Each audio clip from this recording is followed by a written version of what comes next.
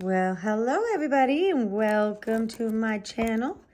I would just like to show you guys how I package my soaps and bath bombs. So let me just show you a bath bomb right here. This one is sealed. And it does have a little dent, but that's because my mold, I gave it a little smack too hard. But anyhow, here is the seal of the bath bomb. And then, of course, we have the seal, not like this. This is not the way. So I was going to do seals, like containers like this, and then just put the soap in there so they could grab it out. But I thought about it, and it doesn't fit all my soaps this size because I have these ones, and it might fit, but it won't look really pretty for the top part. It will kind of just sit there, I guess. And I also have other sizes like this one. This is too big. I'm sure it will possibly kind of work, but it will be such a tight squeeze that it won't work. So I made some of them an inch wide. That way they have a nice, good, long-lasting bar soap. And I will just go ahead and show you guys. So I hope you enjoy. And we will not be doing this way. And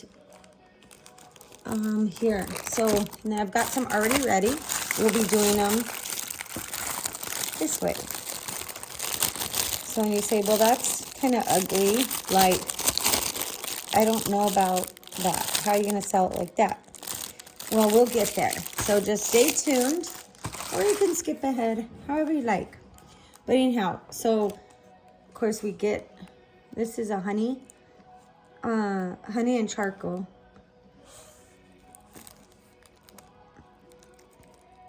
Bar soap. So it's honey. It's one of the first ones I did, but I thought it was really cute. So anyhow, okay. What we do is you take the, I'll zoom it out for you guys. You take the sealer, what is this called? This is the, not saran wrap, but this one is called cellophane, but it's the heat one, heat activated. I can't believe I just forgot the name of it. Anyhow, you guys couldn't tell me, or I'll probably remember in a little bit. So you just put your soap in there like you would any other one. Okay, and you could use gloves, or you don't have to. Some people like to use gloves so you don't feel all the stickiness, or so your fingerprints don't get on it.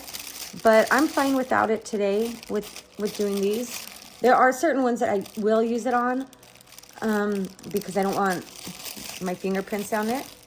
And also, if your soaps are still curing, you definitely don't want to put your fingers on there just because it could cause irritation. So anyhow, we take this and, okay, this is going to not be like the rest of the videos you guys see out there. We're not curling our hair today. This is an old curling iron or flat iron. I probably have like 5 of them. So I just found a skinny one. Make sure it's a skinny one. See, look how skinny. The skinnier, the better. And if you had a longer plate, it would probably be better also. But this is what I have. And I already spent enough money on my order, like with everything I've already bought with my inventory. So I was going to put one of the $25 ones on my account. And they're called like a heat press or a seal machine, and you just push it.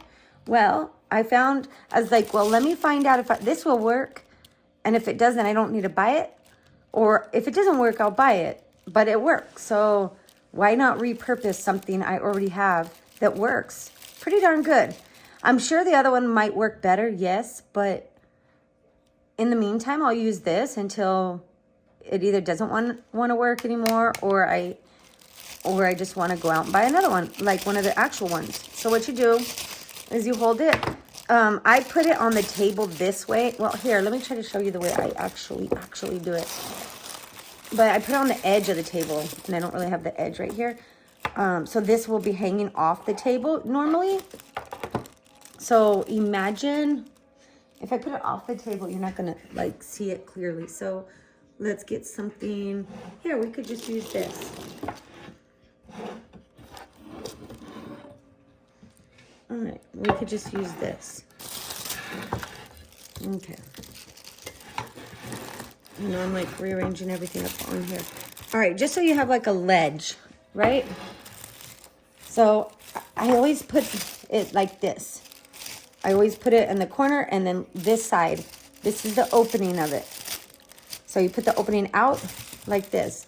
And there's a reason why I do it like this. You could try it all the other ways and you'll end up back like this more than likely. So I'm going to just clamp on it right here, but I don't want to get too close to the soap or whatever item I'm sealing, because when you do that, it's going to melt this. And it's also going to, if you melt it and it's too close, it'll yank it and rip it because this turns flexible. So here, let's just go ahead and do it. And I've messed some up. So see how quick that was? Look. And this is at a setting. I have setting 1 to, I don't know if you guys could see, but I have it setting 1 to 9, I guess. But the setting I have it on, if you could see, it's between 1 and 2. So it's like 150. I don't know what temp this is at, but I would definitely try the lowest, and I worked my way up from there. So I got that, and then I just go in the corner. I do a corner one. I was doing counting, but now I just do it. There we go. That's it. So you see now we've got it all sealed in there. You could even feel a little air. It's all sealed. So, but now what? Well, I'll show you. But you guys, what we gotta do is find those scissors, because I walked away from a station and now I lost my scissors. So bear with me 1 second, maybe more. Okay, now. Okay. I know I had other scissors around this spot, and I'll probably find them when I'm done. But anyways, just get any good pair of scissors, not old, but you don't want to cut on the edge right here because the seal is right here. You see? So you see where the seal is. This is all melted from here to here. As big as the plate is, will melt. That's why I said the smaller the better. If you have a fat one, I would still probably recommend, because then you'll just have all this to work with, which it might even work good for you. I don't know. I didn't try any big one, but what you want to do is take this and cut where it's sealed, but above the other place, okay? Like above where it's not. See?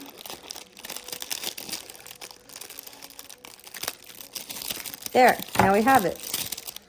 And what you do want to also remember is you want to cut a little bit of air, a little corner right here, so that we have air to come out in one area. So I just cut the tip off this area right here, just a little bit, enough so that if you cut too much, it can, when you heat it up, it will open it.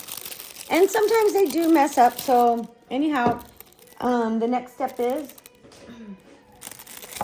I get my heat glove, and you definitely do want a heat glove, because, and you could put this over your other gloves if you're using gloves. But anyhow, I hold it like that. I haven't done this with the camera. Usually I do off camera. So let's give it a go. So I have this one right here.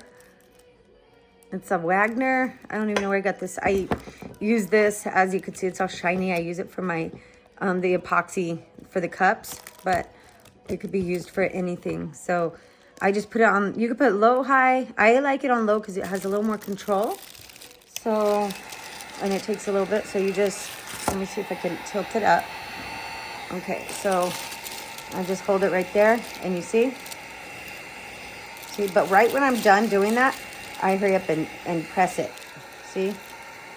And then you go around the other side.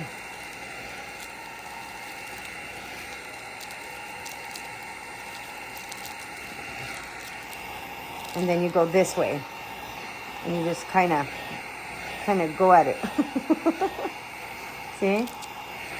But if you're doing like candles or any, I don't know what, well, yeah, you could do candle melts or some stuff maybe. I don't know how they would react. So that's how I do that. You can get it a little better. You just got to be real careful. Because if you keep going with the heat, I don't know if you heard anything I said, but anyhow, if you keep going with the heat, like I was trying to get a little closer to tighten this part up, you can break it through. See? So now I'm going to have to redo this. But it's I just kept trying to get perfect. Don't try to get perfect too much because then I know it looks better, but you see? And that's what I wanted to show you guys. I was kind of hoping it would happen even though I didn't want it to. But if it does happen, you can just cut it open and we'll do it one more try so you can see. And this is an odd shape also, so it will, you have to have a trash by you too because I ended up having tons of these just around me. So anyhow, cellophane, oh, I forgot what these are called, heat. I'm still going to try to think of the name. So we see it now, and we want it to look pretty like that too. On this one, some of the soap kind of crystallized on the top a little bit. But anyways, let's give it one more go around. And go one more time. Just so you guys could see how I do it fast. I'll even try it sitting up. So, but if I'm really trying to do it the right way, I do it the other way when I do it in speed zone. And because I got a little better, I'm able to do it like that. The first time I had to have it, I had to have it on the edge. And it's still like, I'm not saying I'm like, oh great, I just barely did this the other day for the first time. Oh, and do not forget the little tip because I don't know why, but it works better. So let's try it again. And start from this side, I think.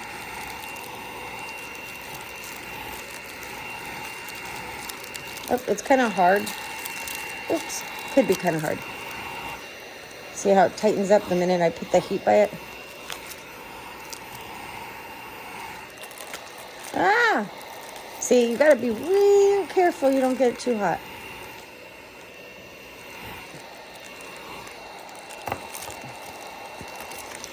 And like I said, you don't have to have it perfect because people need a place to cut it anyhow. And then when you have leftovers, I could keep trying to blow dry it down or heat dry it, whatever, down, but it could rip open. So I don't ever do that. And then sometimes even this, when I do this, it opens it. So I'm like, darn it. And if you try to do this again, I did try it, like what happens is, it doesn't really work because it's, it'll rip it, it'll pull it.